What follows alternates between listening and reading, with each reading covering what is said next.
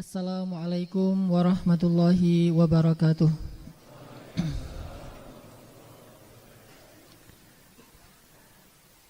Bismillahi Allahu Akbar.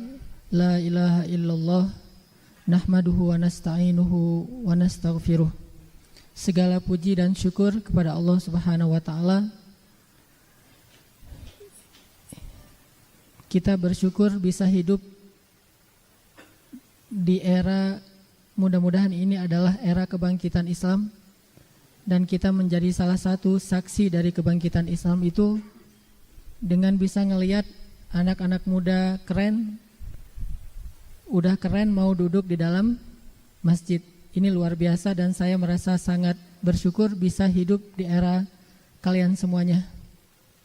Mudah-mudahan makin hari makin banyak anak-anak muda yang keren, soleh, berprestasi, dan insya Allah senang duduk di dalam masjid. Teman-teman yang dirahmati Allah Subhanahu wa taala, apa judul kajian kita hari ini? Miracle. Apaan tuh? Keajaiban deh. Kalau kita terjemahin mukjizat, mukjizat hanya berlaku kepada para nabi. Tapi kalau kita terjemahin keajaiban, semua orang bisa mendapatkan keajaiban. Sebelum saya membahas tentang kisah-kisah keajaiban, miracle dalam kehidupan kita, coba kita tilawah dulu, kita renungkan firman Allah Subhanahu wa taala. Bagi teman-teman yang membawa mushaf atau membawa HP yang ada Quran digital, coba buka surat Al-Qasas. Surat Al-Qasas itu surat 28, kita tilawah dari ayat ke-7. Al-Quran, surat Al-Qasas, surat 28 dari ayat 7.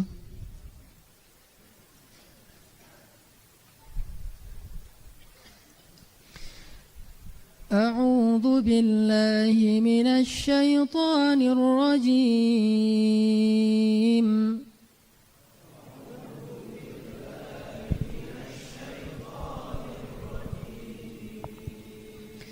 Bismillahirrahmanirrahim.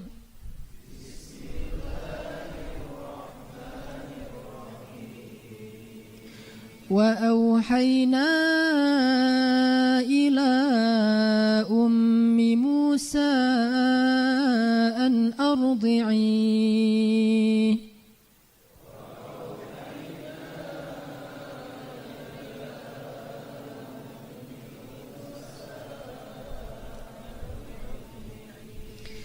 فإذا خفت عليه فألقيه في اليم ولا تخافي ولا تحزني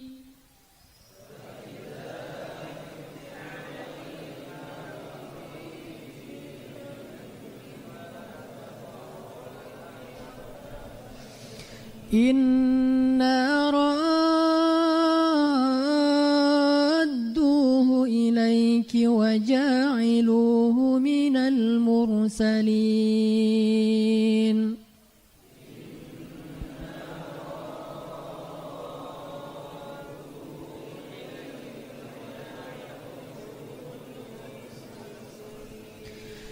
فالتقطه آل فرعون ليكون لهم عدوا وحزنا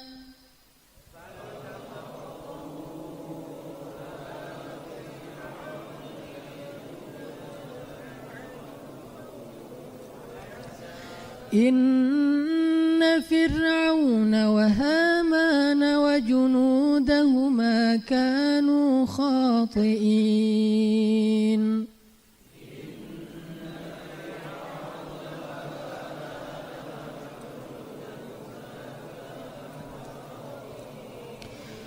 وقالت امرأة فرعون قرة عين لي ولك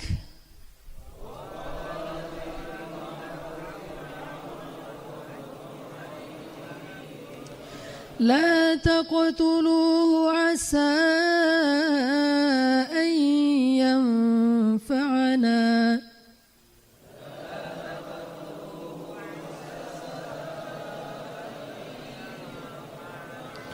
عسى أن ينفعنا أو نتخذه ولدا وهم لا يشعرون.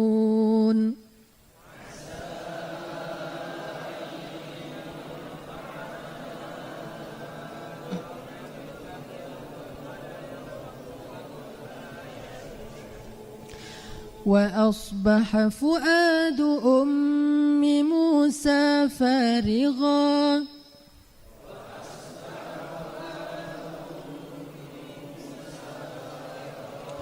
إن كادت لتبدي به لولا أن ربطنا على قلبها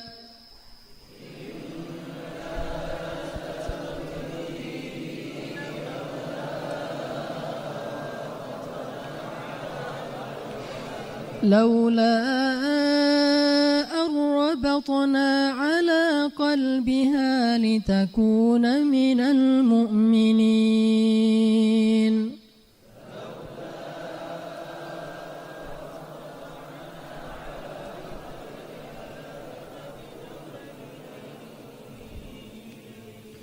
وقالت لأخته قصيه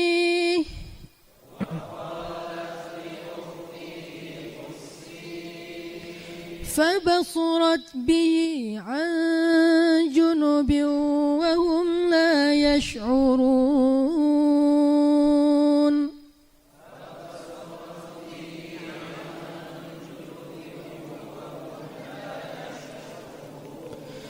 وحرمنا عليه المراضع من قبل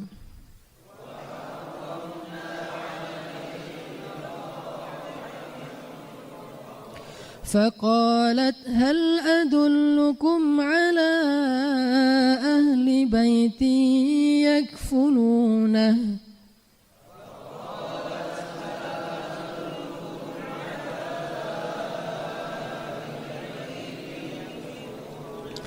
يكفلونه لكم وهم له ناصحون.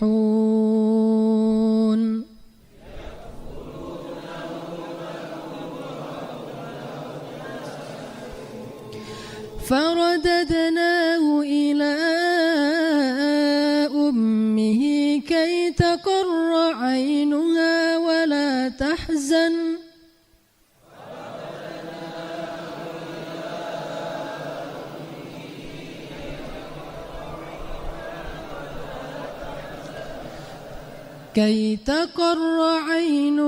ولا تحزن ولتعلم أن وعد الله حق.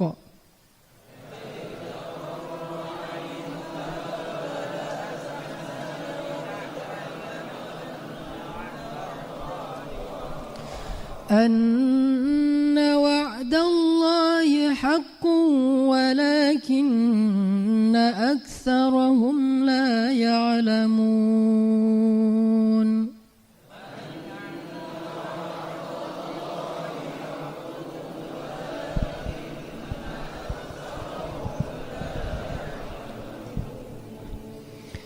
Dan kami ilhamkan kepada ibu Musa, susuilah anakmu, dan apabila kamu khawatir terhadap keselamatannya, maka hanyutkanlah dia ke sungai Nil. Dan janganlah kamu khawatir dan jangan pula bersedih hati. Sungguh kami akan mengembalikan ia kepadamu dan menjadikannya salah seorang di antara utusan. Maka dipungutlah ia oleh keluarga Fir'aun, yang akibatnya dia menjadi musuh dan kesedihan bagi mereka. Sesungguhnya Fir'aun dan Haman beserta tentaranya adalah orang-orang yang bersalah. Dan berkatalah istri Fir'aun, ia adalah penyejuk mata hati bagiku dan bagimu. Janganlah kamu membunuhnya, mudah-mudahan ia bermanfaat kepada kita atau kita ambil ia menjadi anak sedangkan mereka tidak menyadari. Dan menjadi kosonglah hati ibu Musa. Sesungguhnya hampir saja ia menyatakan rahasia itu tentang Musa.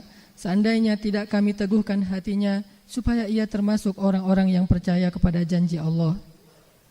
Dan berkatalah ibu Musa kepada saudara Musa yang perempuan, ikutilah dia. Maka terlihatlah olehnya Musa dari jauh sedang mereka tidak menyadarinya. Dan kami cegah Musa dari menyusui kepada perempuan-perempuan yang mau menyusuinya sebelum itu. Maka berkatalah saudara Musa, maukah kamu aku tunjukkan kepada keluarga yang akan memeliharanya untuk kalian dan berlaku baik kepadanya? Maka kami kembalikan Musa kepada ibunya supaya senang hatinya dan tidak berduka cita. Dan supaya ia tahu bahwa janji Allah itu adalah benar, tetapi kebanyakan manusia tidak memahami. Sadaqallahul azim. Teman-teman yang dirahmati Allah Subhanahu wa taala,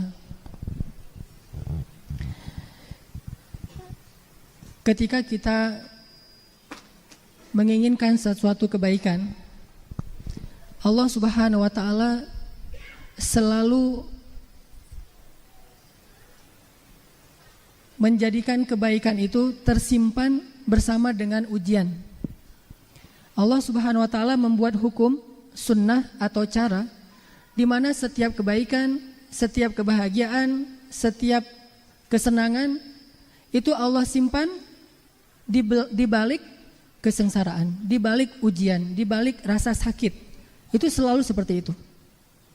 Tidak ada satupun kebaikan yang Allah berikan tanpa Allah berikan sedikit ujian sebelum mendapatkan kebaikan itu. Itu enggak ada. Jadi enggak ada kebaikan yang Allah berikan dengan cara bersenang-senang, itu tidak ada. Dengan cara foya-foya, dengan cara have fun, dengan cara free, dengan cara kita tanpa ada jerih payah dan usaha, Allah tidak berikan kebaikan dengan cara itu. Kenapa? Karena kebaikan itu mahal dan sangat berharga. Dan sekaligus Allah juga menginginkan melihat siapa di antara hamba-hambanya yang serius untuk mencari kebaikan, siapa yang hanya berangan-angan. Dan Allah hanya memberikan kebaikan itu kepada orang-orang yang bersungguh-sungguh. Walladzina jahadu fina lanahdiyannahum subulana. Ini hal pertama yang coba kita belajar meyakini, bahwa kebaikan selalu Allah simpan di balik suatu kesulitan.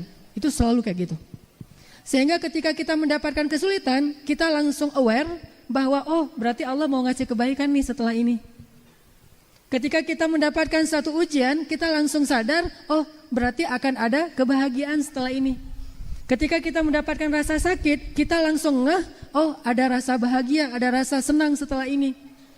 Fa inna ma'al usri yusra, inna ma'al usri yusra. Sesungguhnya bersama kesulitan ada kemudahan, dan sesungguhnya bersama kesulitan ada kemudahan. Dan Nabi menegaskan kembali, sesungguhnya tidak datang kesulitan kecuali tidak datang kemudahan kecuali setelah kesulitan.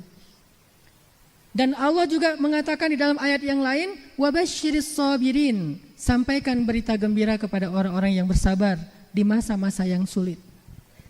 Makanya ini sebuah sunnatullah, hukum yang Allah buat dan tidak akan Allah ubah. Kalau kita ada istilahnya hukum alam ya, kalau kita ngelemparin sesuatu yang punya berat atau massa gitu, dia pasti akan jatuh ke bumi karena ada gaya gravitasi. Maka kita yakin ketika kita melempari batu, ini batu pasti akan jatuh ke tanah. Nggak mungkin batu itu ngapung di tengah udara gitu, melayang-layang di tengah udara itu nggak mungkin. Pasti dia akan jatuh ke tanah. Yakin nggak kita dengan sunnatullah yang ini? Kalau kita ambil batu nih, batu kan berat, terus kita lempar begini, yakin nggak bahwa batu itu akan jatuh ke tanah? Seberapa besar yakin kita? 100%? Ada sedikit keraguan, kayaknya nggak pasti juga sih. Kayaknya ada juga tuh, kalau misalnya kita lempar batu ternyata batunya melayang-layang nggak jatuh. Pasti orang pada lari tuh. Kenapa batunya melayang-layang? Karena ada hantu cenah. Jadi kita yakin banget kalau kita ngelemparin batu atau kita lempar gini doang nih, batunya bakalan jatuh ke tanah kan ya? Harusnya seyakin itulah kita bahwa di balik kesulitan pasti ada kemudahan. Kenapa? Karena sama-sama sunnatullah. Batu dilempar ke atas jatuh ke bawah itu sunnatullah. Bersama kesulitan ada kemudahan juga sunnatullah. Masalahnya kenapa kita yakinnya berubah gitu. Terhadap batu yang jatuh ke tanah kita yakin banget. Terhadap kesulitan di baliknya ada kemudahan, kita agak-agak ragu gitu, agak-agak galau gitu. Itulah yang menjadikan kita gak pernah berani melemparkan batu. Gak pernah berani melewati ujian-ujian. Gak pernah berani untuk bersabar. Gak pernah teguh dalam masalah ataupun rasa sakit. Kenapa? Karena kita masih ragu bahwa di balik rasa sakit, di balik kesulitan ini sebetulnya pasti Allah janjikan suatu kemudahan dan kebaikan. Makanya para ulama mengatakan gini, seandainya kita faham apa di balik suatu kesulitan, maka kita akan menerima kesulitan itu seperti menerima hadiah. Seandainya kita faham ada apa di balik suatu kesulitan, maka kita akan menerima kesulitan seperti orang yang bahagia menerima hadiah. Kalau perlu kita minta, oh kok saya gak dikasih kesulitan gitu ya, aduh kok saya gak diuji. Artinya dia tahu bahwa di balik ujian, di balik kesulitan, di balik kesengsaraan, di balik musibah selalu ada berita gembira, wabasyiris sabirin. Sehingga kata ulama, lau fahimal man'ah, seandainya manusia faham ada apa di balik al-man'ah, al-man'ah itu kesulitan, maka dia akan menerimanya seperti orang menerima al-ata, seperti orang menerima hadiah. Gimana orang menerima hadiah? Cemberut atau senang? Senang ya? Namanya dikasih hadiah kan senang tuh. Ini hadiah buat kamu. Alhamdulillah. Apa ini? Coklat misalnya. Hari Minggu kemarin kasih coklat. Ada yang ngasih? Enggak. Oh luar biasa ya. Udah hijrah ya. Udah gak ngasih coklat. Ngasihnya apa? Cincin ya. Akad gitu. Kan udah gak perlu coklat sekarang mah. Kalau mau serius kasih aja cincin. Tapi cincin buatan yang terbuat dari coklat.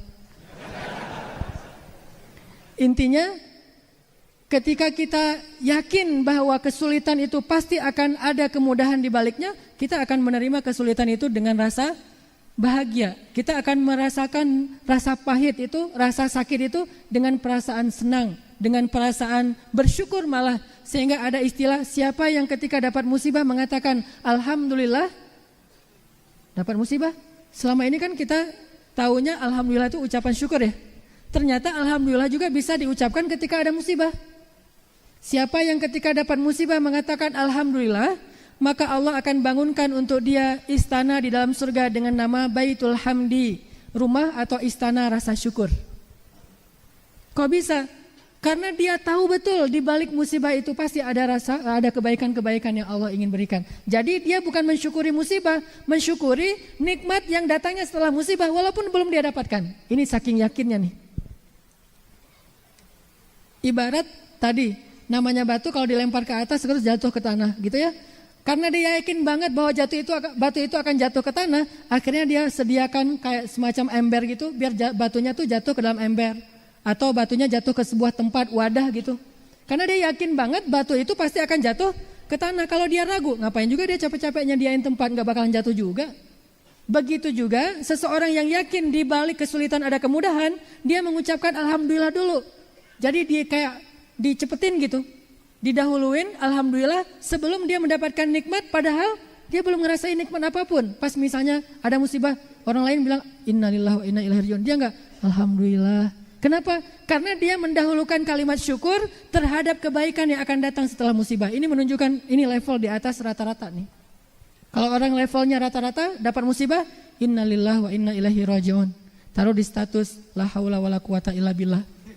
Atau kalimatnya hasbiyallah wa ni'mal wakil. Atau kalimat lain la tahzan innallaha ma'ana. Ada lagi status di atas rata-rata, alhamdulillah, alhamdulillah, selalu aja alhamdulillah. Kenapa?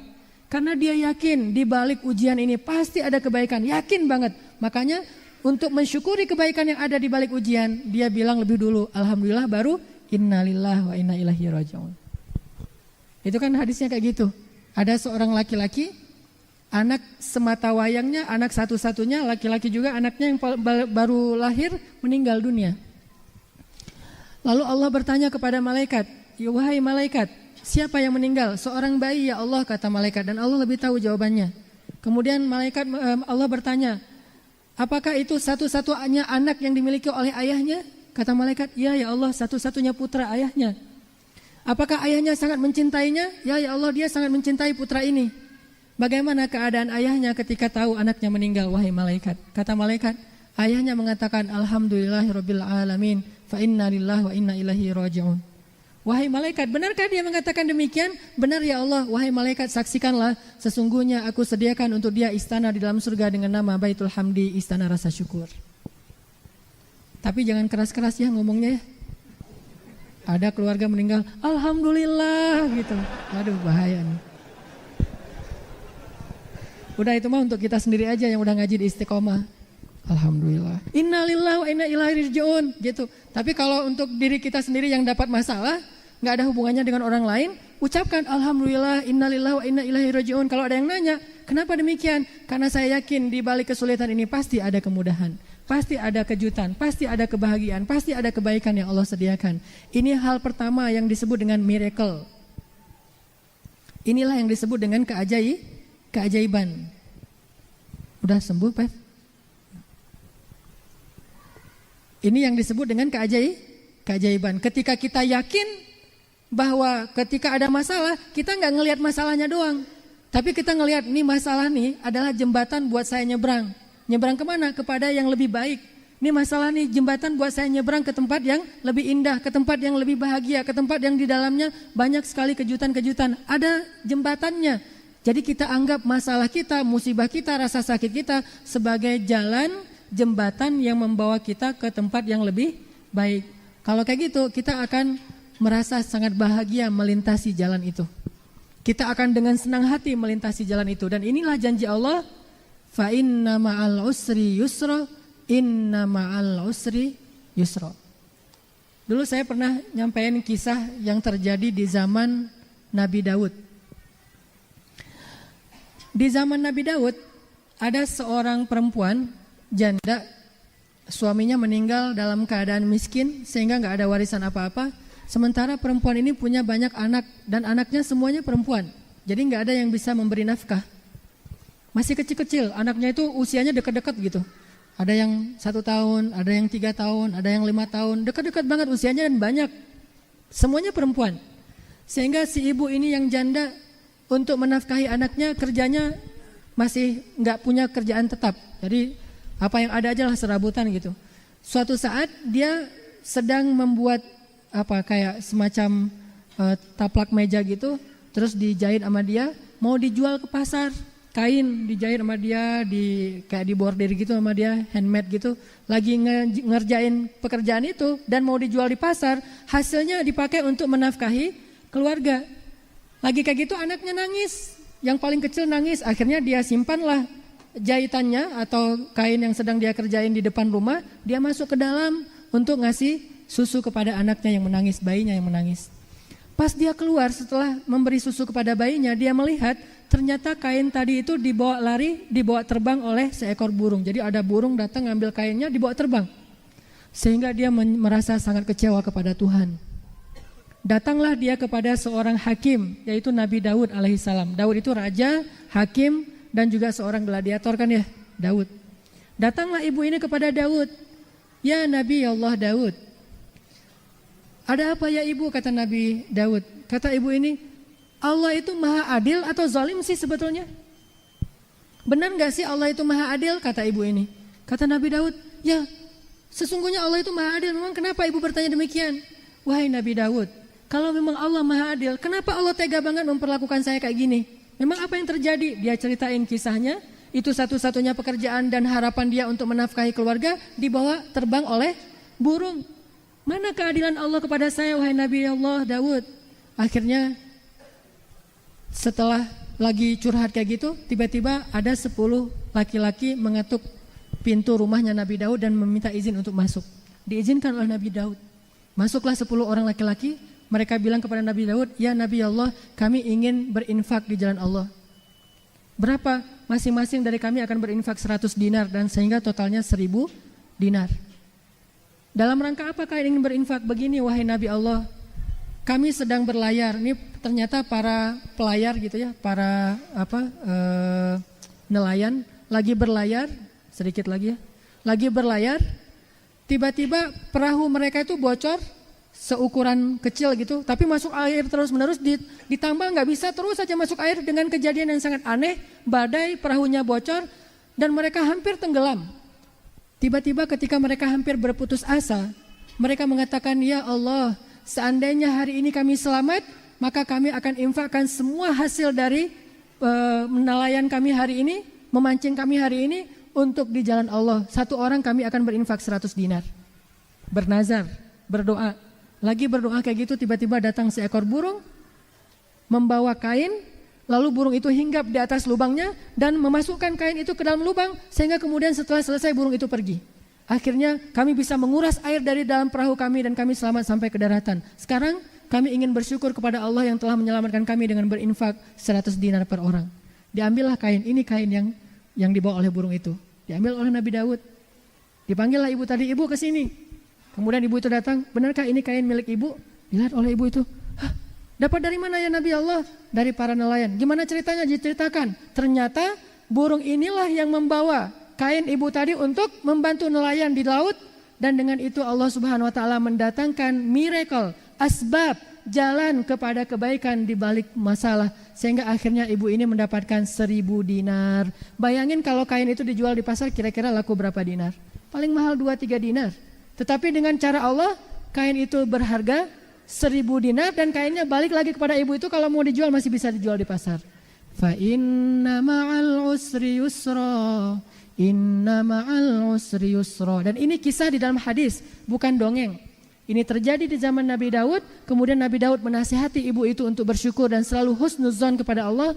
Dan inilah pelajaran bagi kita, selalu husnuzan kepada Allah, bahwa di balik kesulitan selalu ada kemudahan. InsyaAllah nanti kita lanjutkan setelah sholat isya. Bismillahirrahmanirrahim.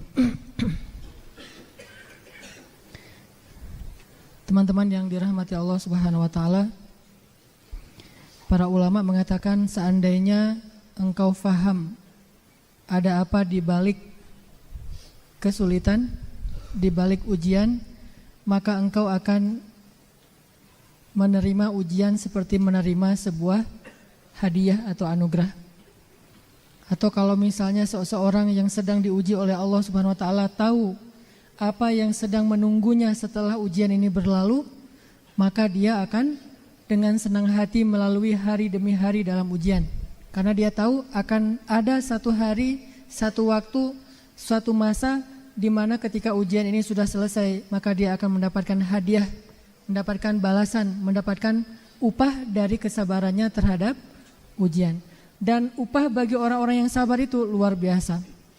Sampai Allah Subhanahu wa ta'ala tidak menyebutkannya dengan detail karena Allah ingin memberikannya dalam bentuk kejutan. Allah tidak memberikan penjelasan upah apa gitu. Allah cuma bilang sampaikan kejutan gembira buat orang yang sabar, gitu doang. Wa basyiris sabirin, kejutan gitu. Makanya kita nggak perlu tahu nanti kalau misalnya saya dapat ujian terus apa kebaikannya, nggak perlu tahu karena itu kejutan dari Allah. Allah sendiri dalam Al-Quran gak pernah ngomong busyronya, berita gembiranya adalah kamu akan dapat rezeki sekian-sekian. Gak pernah ngomong gitu. Allah juga gak pernah ngomong kamu akan dapat jodoh dengan tipe kayak gini. Gak ngomong gitu. Pokoknya kejutan aja. Sehingga kita gak perlu cari tahu kira-kira kejutannya apa, berapa jumlahnya, berapa lama, kapan dan seterusnya, di mana. Gak perlu tahu itu, yang penting kita belajar yakin kalau kita sabar, kita akan dapat hadiah kejutan dari Allah Subhanahu wa taala. وَلَنَبْلُوَنَّكُمْ بِشَيْءٍ مِّنَ الْخَوْفِ وَالْجُوعِ وَنَقْصٍ مِّنَ الْأَمْوَالِ وَالْأَنفُسِ وَالثَّمَرَاتِ. Kami uji dulu dengan berbagai macam kekurangan, dengan berbagai macam kesempitan. Kami uji. Setelah ujian itu berlalu, wabasyiris sabirin. Mana mungkin Allah ingkar janji?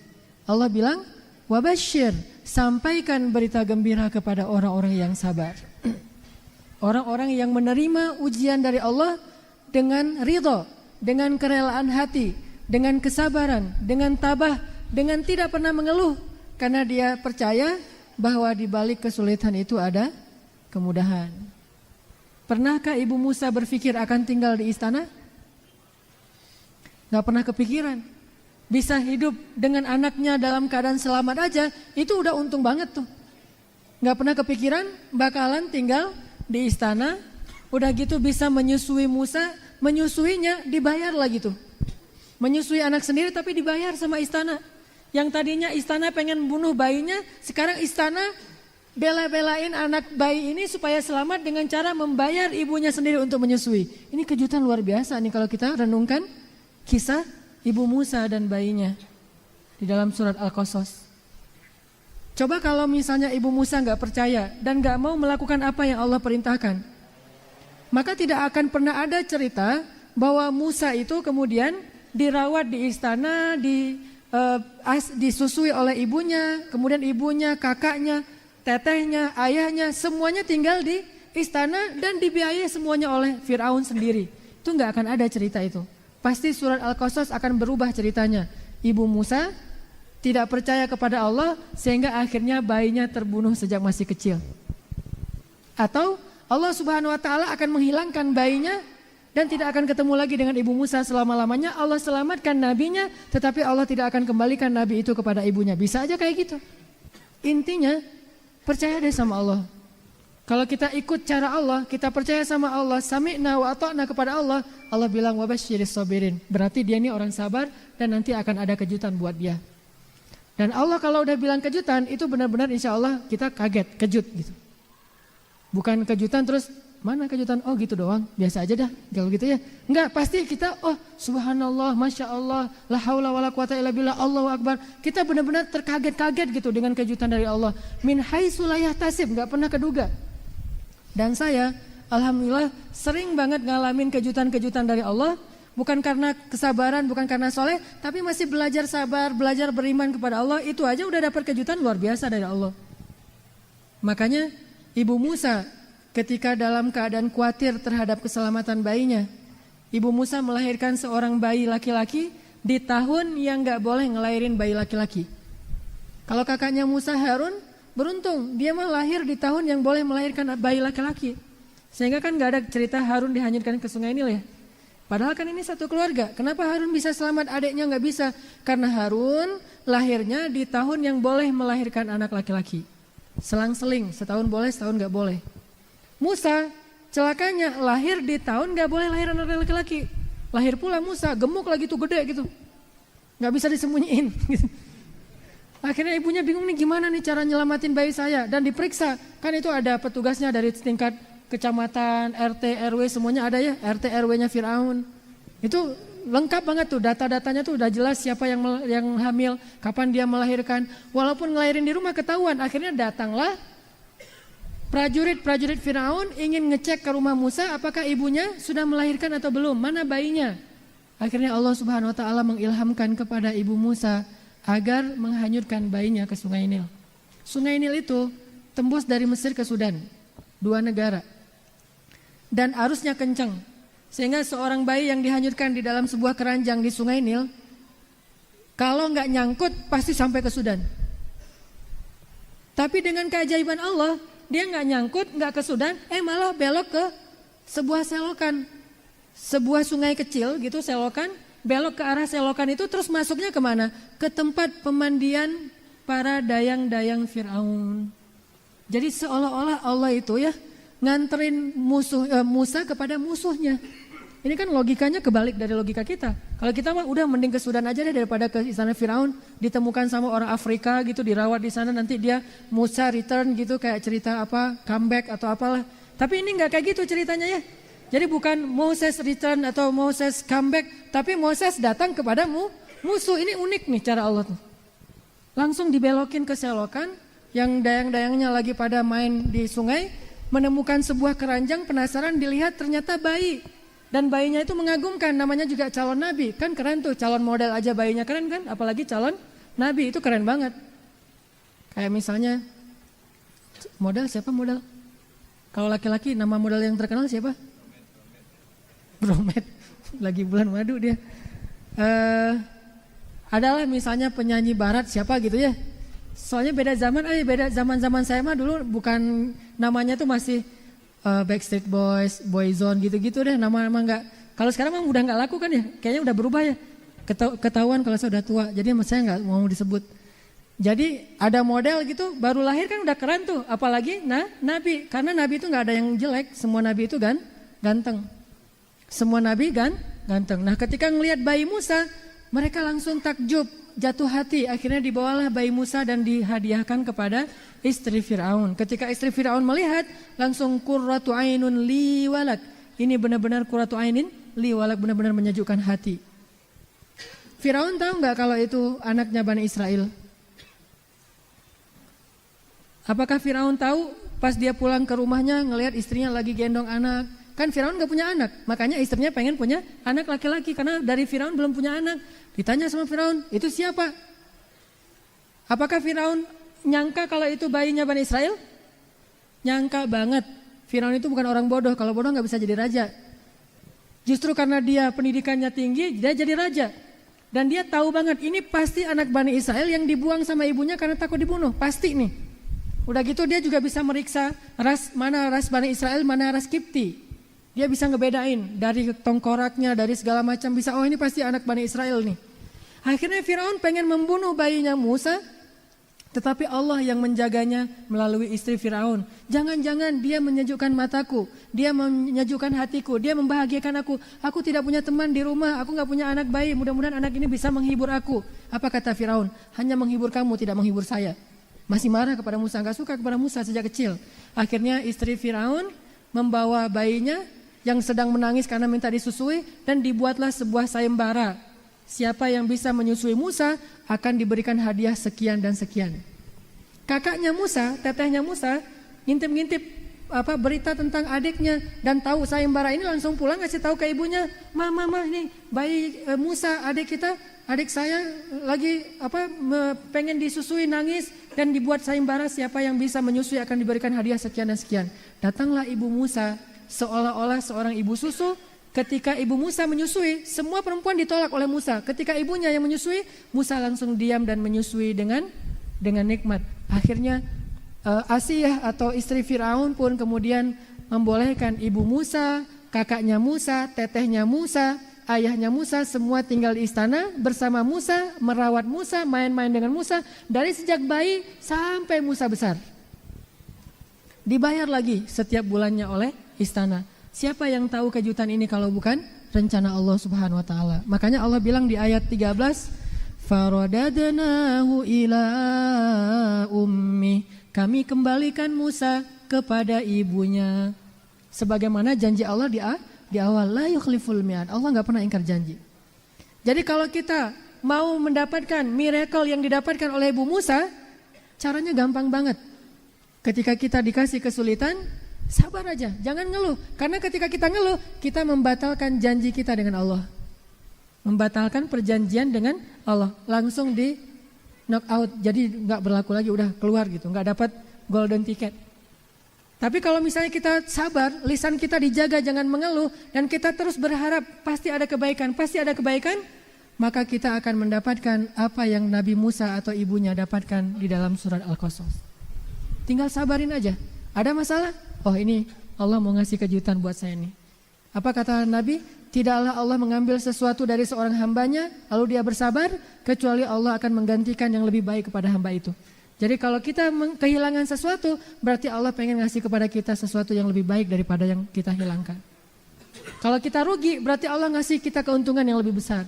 Dan saya ngebuktiin banget, ternyata kehidupan saya itu lebih banyak beruntungnya daripada hasil logika dan kerja keras saya. Kalau mau dihitung-hitung, kayaknya saya tuh gak bisa hidup dengan mengandalkan atau bisa nyaman dengan mengandalkan usaha saya sendiri, itu kayaknya gak bisa. Tapi justru karena kerugian, karena kegagalan, karena banyak masalah yang saya hadapin, di baliknya itu Allah kasih banyak keberuntungan. Salah satu contohnya misalnya, pertama saya datang ke Bandung tahun 2007, saya tuh bawa ijazah Al-Azhar itu saya tawarin ke pesantren-pesantren di seluruh Bandung, Bandung Barat, Kabupaten Bandung saya tawarin. Saya keliling tuh, saya tinggal di Dewi Sartika, keliling sampai ke Cilenyi, sampai ke Sumedang, balik lagi, terus ke arah sana ke Cimahi, Padalarang, ke arah sana Buah Batu sampai ke selatan. Saya keliling untuk nawarin ijazah Al-Azhar siapa yang mau menerima saya jadi guru di pesantren atau di madrasah. Dan ternyata alhamdulillah semuanya menolak. Alasannya semuanya sama, Ustadz ini kita lebih banyak gurunya daripada muridnya, jadi udah gak bisa nerima guru lagi. Oh iya Pak, tapi disimpan aja lah Pak ijazah saya mah, nanti siapa tahu suatu saat Bapak butuh tinggal telepon saya. Oh iya ya Ustadz. Terus saja selama 1 bulan gak ada yang manggil saya. Kalau ada anak Unisba di sini, saya juga pernah ngelamar di Unisba jadi dosen tapi gak diterima. Jadi benar-benar gak jelas gitu. Akhirnya karena saya gak diterima di mana-mana jadi dosen, jadi guru, saya inisiatif, daripada saya nganggur di rumah, mending saya nerjemahin buku aja. Saya bisa bahasa Arab, saya cari buku-buku yang belum diterjemahkan, saya terjemahin. Udah selesai saya terjemahin, akhirnya saya tawarin ke penerbit. Ternyata penerbit gak ada yang mau nerbitin.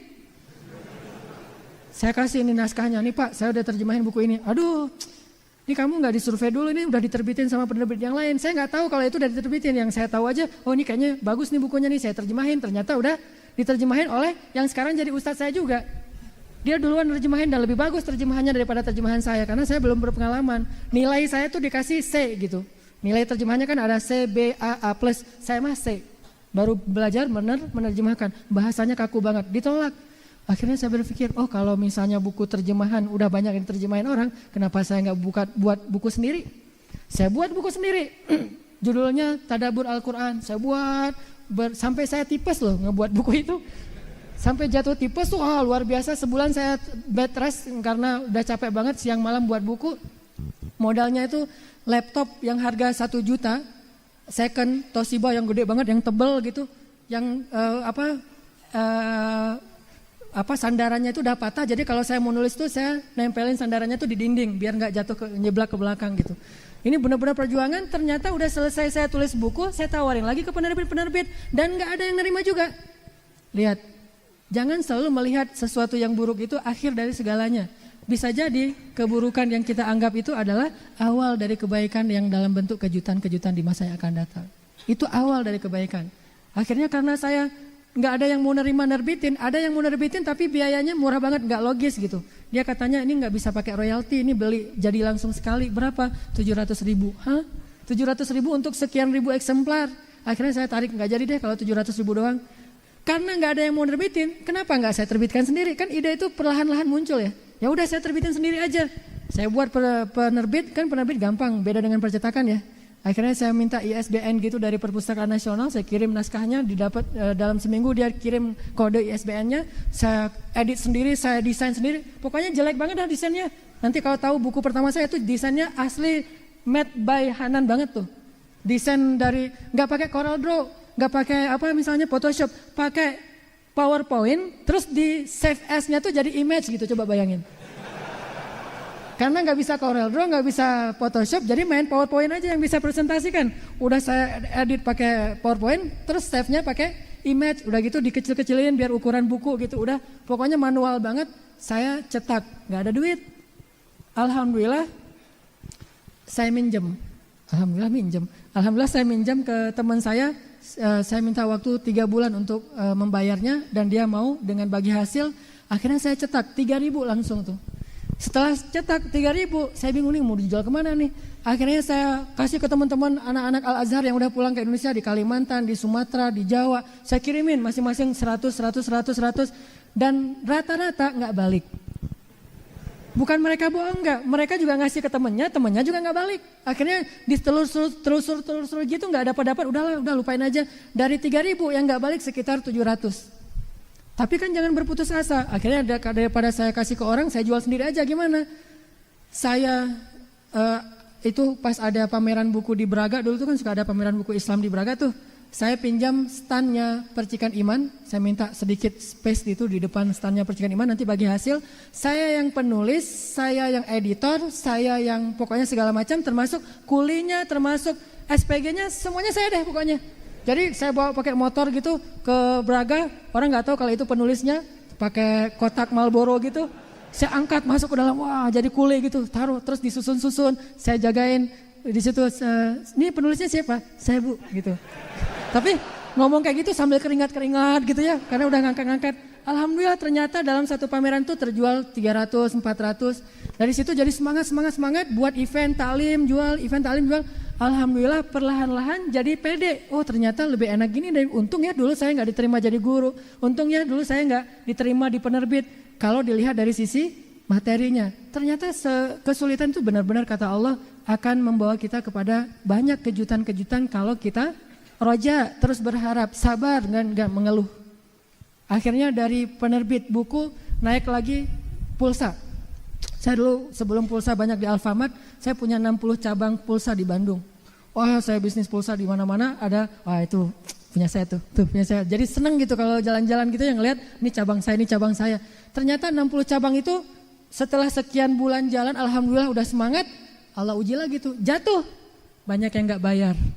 Kan saya modalin semuanya, nih jualin aja, ntar bayarnya belakangan. Jualin, saya beli terus saya jualin lagi. Banyak yang gak balik.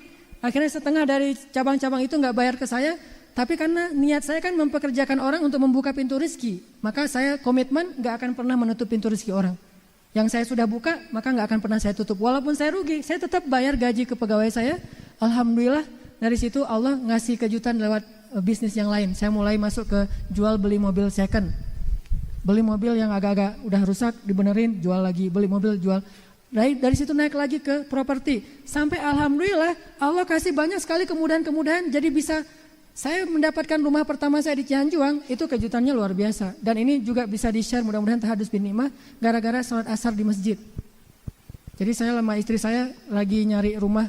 Kita udah lama ngontrak, pengen punya rumah sendiri. Dan saya pengen banget ngerasain cuci mobil sendiri di garasi itu bagi saya tuh penting banget tuh. Cuci mobil sendiri di garasi dulu tuh, keren banget. Sekarang mah aduh, entah berapa bulan yang lalu saya cuci mobil sendiri, udah gak mau lagi. Dulu kan, sekarang udah sok-sok gaya gitu ya. Dulu mah pengen banget ngerasain gimana nyemprotin air ke mobil, terus dicuci, dielus-elus sendiri. Nah pengen punya rumah yang ada carport deh kalau gak ada garasinya, ukuran tipe 36. Waktu itu tahun 2009, tipe 36 sekitar 200 juta. Cari sama istri saya, boncengan, naik ke Cihanjuang. Pas sampai di daerah Cihanjuang, azan asar, kita sholat dulu yuk, ya udah yuk sholat di masjid, asar berjamaah, habis sholat, namanya udah sering taklim kan ya, ketemu jamaah pengajian, dan saya nggak tahu kalau rumah dia dekat situ. Ustadz kemana? Enggak, lagi jalan-jalan kemana Ustadz? Lagi nyari-nyari rumah, Bapak punya teman nggak yang jual rumah-rumah yang murah gitu, yang tipe 36? Ustadz kebetulan banget luar biasa nih, Allah yang mempertemukan kita. Saya tuh punya rumah Ustadz, ada kolam renangnya, 300 meter persegi, ada 8 kamar. Ustadz lihat dulu deh rumah saya pas dibilang ada kolam renangnya 300 meter persegi, 3 mobil, garasinya, saya mah senyum-senyum aja, ini mah bukan tipe saya dalam hati saya. Karena tipe saya di bawah itu. Jadi pas, iya Pak makasih, kita mau cari yang kecil-kecilnya, udah Ustadz lihat dulu aja. Saya kan gak pede banget, enggak, nolak. Udah akhirnya saya cari tempat lain, udah selesai nyari-nyari gak dapet, malamnya dia telepon, Ustadz saya tunggu banget Ustadz besok datang ngeliat dulu rumah saya, nanti soal Ustadz mau apa enggak, pokoknya lihat dulu aja. Karena dia udah maksa banget, saya datang. Pas datang saya ngeliat gerbangnya tinggi gitu, saya sama istri saya senyum-senyum aja. Jangan terlalu berharap ya, kita mah daripada putus asa gitu saya bilang. Ya kan kita memuliakan orang yang mengundang, ya gitu.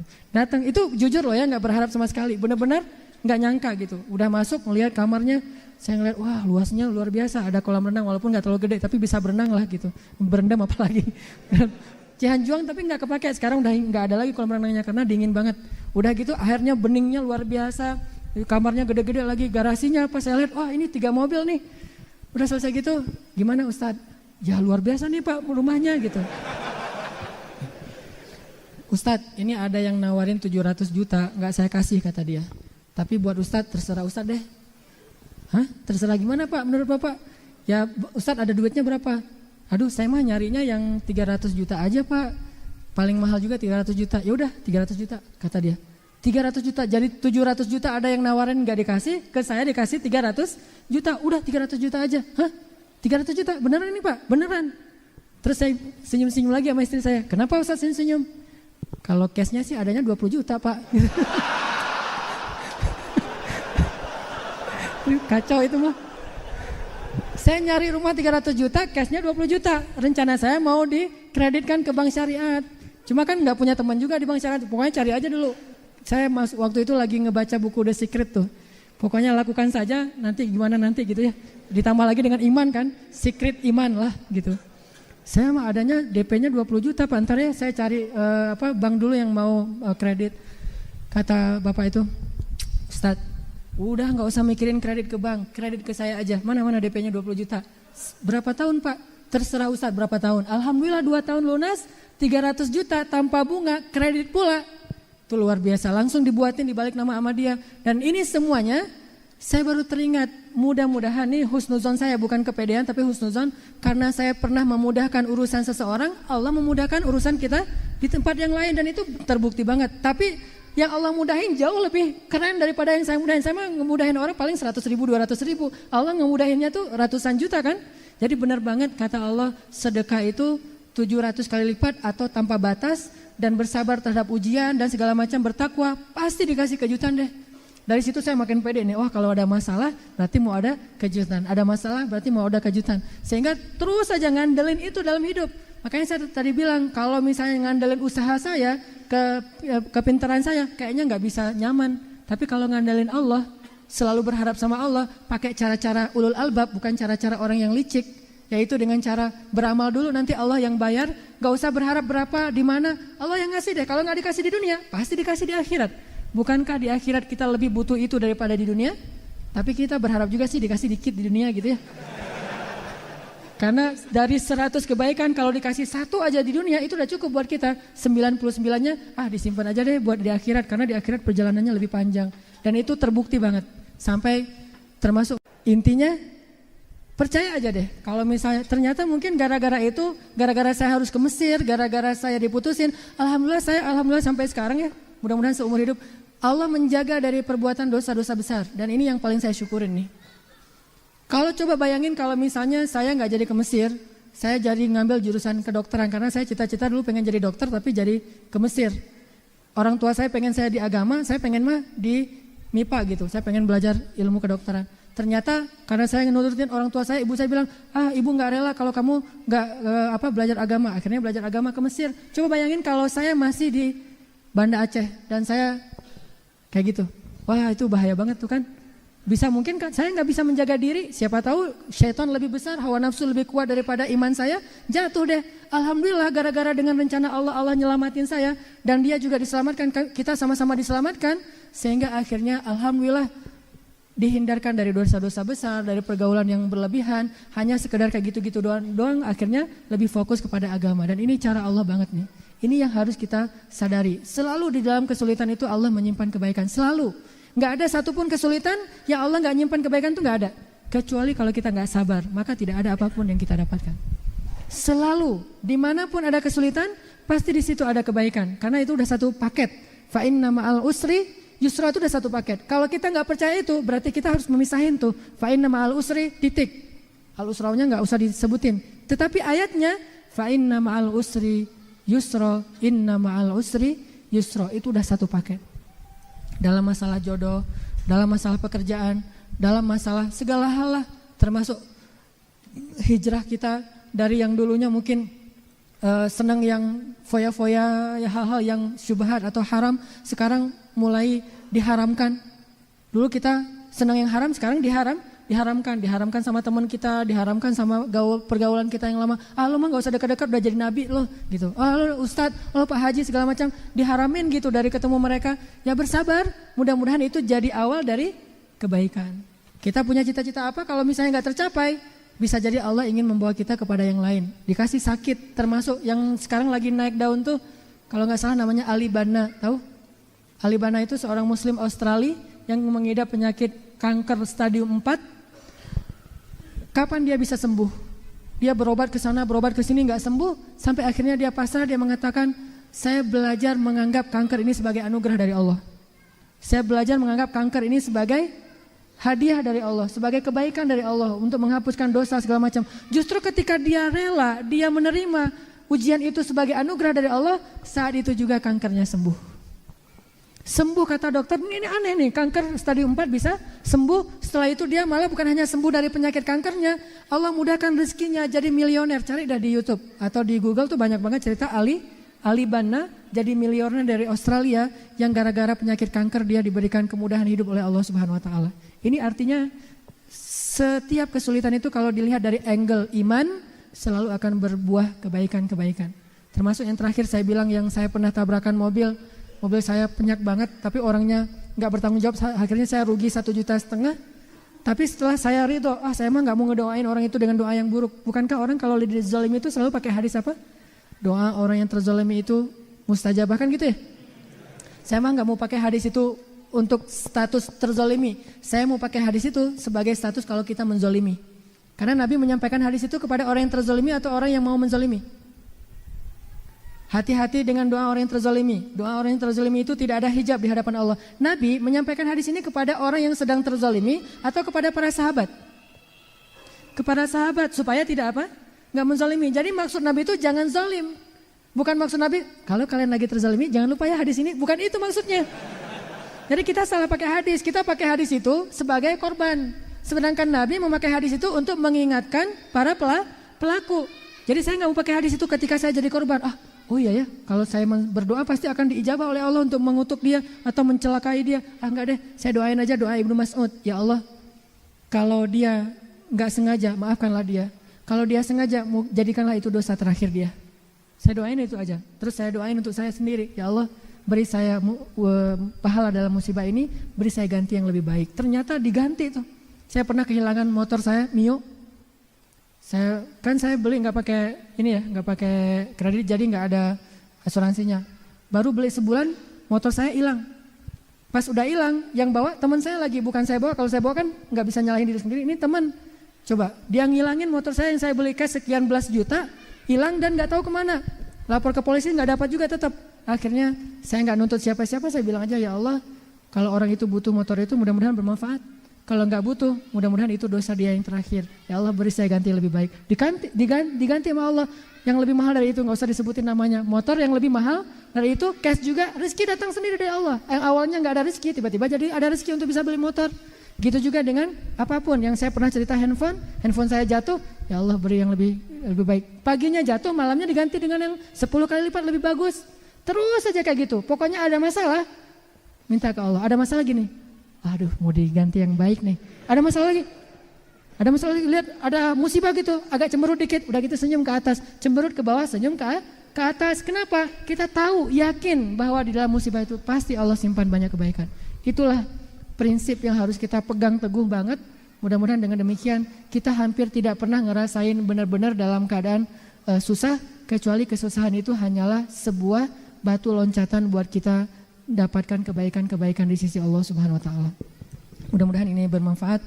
Marilah kita tutup halaqah kita malam ini dengan berdoa kepada Allah Subhanahu wa taala untuk saudara-saudara kita yang sedang sakit, mudah-mudahan Allah sembuhkan. Untuk yang sedang diuji oleh Allah, mudah-mudahan Allah memberikan jalan keluar. Yang dalam keadaan mencari, mudah-mudahan segera dipertemukan dengan yang dicari.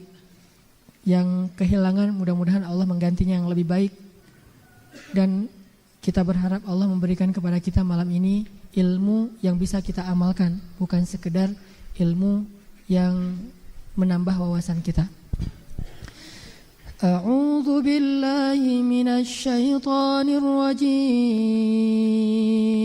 Bismillahirrahmanirrahim. Alhamdulillah,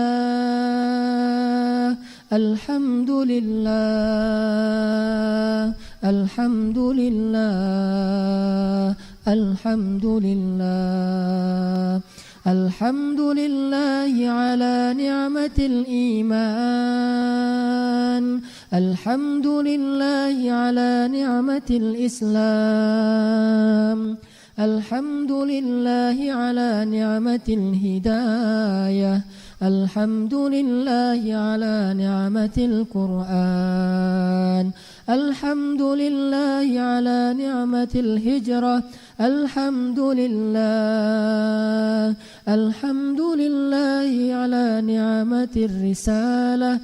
Alhamdulillah, alhamdulillahi ala ni'matit taubah. Alhamdulillah, alhamdulillahi ala ni'matid da'wah. Alhamdulillah, alhamdulillahi ala ni'matil ikhlas. Alhamdulillah, alhamdulillahi ala ni'matil ukhuwah. Alhamdulillah, alhamdulillah, alhamdulillah, alhamdulillahi ala kulli ni'matin lati an'amta alaina. Ya Allah, lakal hamdu ya Allah, wa lakal syukru ya Allah, ya Rabbal alamin. Ilahana اغفر ذنوبنا. إلهنا اغفر ذنوبنا. إلهنا اغفر ذنوبنا وإسرافنا في أمرنا. إلهنا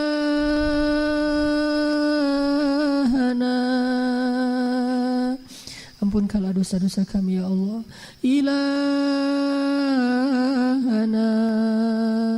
betapa banyak dosa-dosa yang pernah kami lakukan dalam hidup ini ya Allah. Ilahana, kami tidak sanggup menghitung jumlah dosa-dosa itu ya Allah. Ilahana ya Allah, ya Allah. Wahai Allah penguasa langit dan bumi, wahai Allah penguasa langit dan bumi, wahai Allah yang memiliki arasy yang maha agung, ampunkanlah dosa-dosa kami ya Allah. Ya Allah, ampunkanlah dosa-dosa kami ya Allah. Maafkanlah kesalahan kami ya Allah. Kami menyesal ya Allah. Saudaraku, ingatlah hari-hari ketika kita senantiasa berbuat dosa di hadapan Allah. Saudaraku, ingatlah malam-malam ketika kita secara diam-diam dan sembunyi-sembunyi bermaksiat di hadapan Allah. Ingatlah saat kita sengaja melakukan hal-hal yang sangat hina di hadapan Allah. Ingatlah malam-malam ketika kita berdosa dan kita menganggap seolah-olah Allah tidak melihat kita, seolah-olah Allah tidak memandang kita, seolah-olah Allah tidak mendengar, seolah-olah Allah tidak tahu apa-apa yang kita kerjakan. Ingatlah hari-hari ketika kita mengotori diri kita dengan lumuran dosa dan kenistaan. Ingatlah hari-hari ketika kita mengingkari perintah-perintah Allah. Ingatlah hari-hari kita ketika kita melakukan larangan-larangan Allah. Ingatlah hari-hari ketika kita, bagi yang pernah berzina, ingatlah hari-hari ketika kita melakukannya dengan mudah dan tidak tahu balasan yang sangat berat bagi para pelakunya. Bagi yang pernah melakukan dosa-dosa dengan narkoba, minum dan segala macam, ingatlah hari dan malam yang kita habiskan dengan minuman-minuman yang Allah haramkan, barang-barang yang telah Allah haramkan, dan kita dengan bangga menceritakan itu kepada orang lain. Ingatlah hari-hari ketika kita keluar dari rumah kita dengan air mata ibu kita. Ingatlah hari ketika ibu kita berdoa di dalam tahajudnya sementara dia tidak tahu di mana anaknya saat itu. Ingatlah hari-hari ketika kita membentak orang tua kita. Ingatlah hari-hari ketika kita mengecewakan orang tua kita. Ingatlah hari-hari ketika kita menyakiti orang lain, ketika kita mengambil hak orang lain, ketika kita berlaku arogan di hadapan orang lain. Ingatlah hari-hari ketika kita bangga akan dosa-dosa. Ingat hari-hari ketika kita berbuat dosa di hadapan Allah. Ingatlah dosa-dosa kita. Banyak sekali, kita tidak mungkin lupa akan banyaknya dosa-dosa kita. Ingatlah salah satunya saja, betapa kita dengan satu dosa itu saja harusnya layak dibakar dalam api neraka. Ingatlah dosa-dosa kita saudaraku. Karena hanya orang yang mengingat dosa lah yang bisa bertobat kepada Allah dengan taubatan nasuha. Ingatlah hubungan kita dengan ibu kita. Coba renungkan kembali tahun-tahun terakhir sebelum kita berhijrah. bagaimana buruknya hubungan kita dengan ibu kita. Apalagi bagi yang ibunya sudah wafat. Apakah ibu kita dulu wafat dalam keadaan ridha kepada kita? Atau ibu kita wafat dalam keadaan sedih dan kecewa kepada kita? Atau orang tua kita, ayah kita wafat dalam keadaan sangat kecewa kepada kita? Bagaimana ketika kita tahu bahwa dia wafat sementara kita tidak ada di rumah, bahkan kita tidak sempat mensolati orang tua kita, gak sempat memandikan orang tua kita hanya datang ke pusaranya, ke kuburannya beberapa hari setelah dia dikuburkan. Ingatlah hari ketika kita bertengkar dengan adik kita, dengan kakak kita, dengan guru kita, dengan teman kita, dengan orang-orang yang sayang kepada kita. Karena kerasnya kepala kita, ingatlah dosa-dosa yang sangat banyak yang kita lakukan.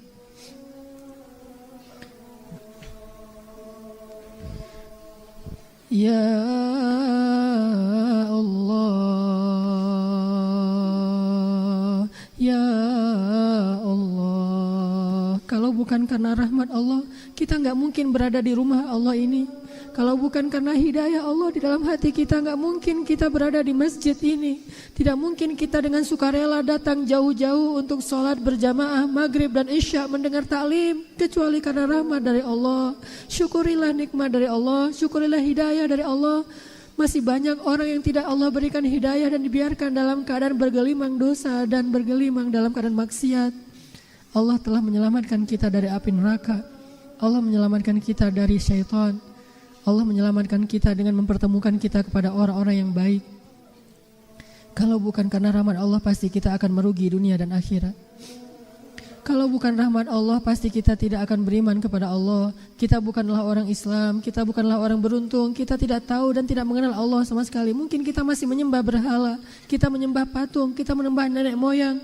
Kalau bukan karena hidayah Allah, kita tidak mengenal Rasulullah SAW. Ini adalah rahmat dari Allah. Menjadi seorang muslim adalah rahmat dari Allah. Menjadi orang yang bisa berhijrah adalah rahmat dari Allah. Menjadi seorang hamba yang bisa sholat berjamaah adalah rahmat dari Allah. Bisa memperbaiki hubungan dengan orang tua adalah rahmat dari Allah. Dimaafkan kesalahan-kesalahan kita oleh orang yang pernah kita sakiti adalah rahmat dari Allah. Bisa menggunakan tasbih dan berzikir adalah rahmat dari Allah. Bisa membuka lembaran-lembaran mushaf Al-Quran adalah rahmat dari Allah. Bahkan bisa menitikan air mata karena penyesalan adalah rahmat dari Allah. Syukurilah rahmat itu. Ya Allah, Ya Allah. Mari kita beristighfar bersama-sama. Astaghfirullah Rabbal baraya, astaghfirullah minal khataya, astaghfirullah ya Allah. Rabbal baraya, ya Tuhan kami, astaghfirullah, ampunkanlah dosa kami ya Allah. Minal khataya, semua dosa-dosa kami ya Allah. Astaghfirullah ya Rahman, Rabbal baraya ya Rahim. Astaghfirullah ya Ghaffar, minal khataya ya Ghafur.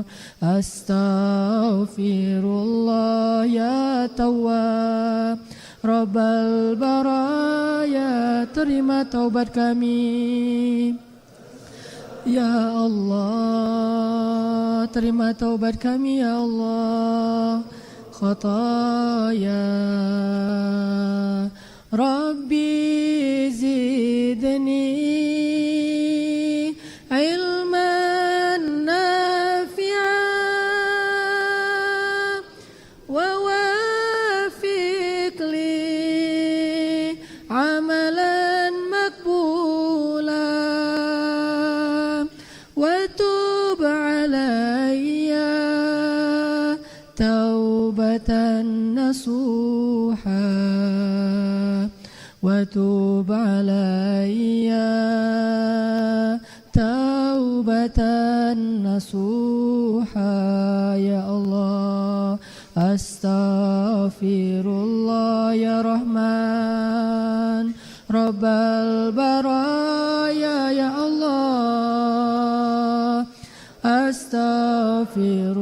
ampunkanlah ya Allah. Minal khataya, maafkanlah ya Allah.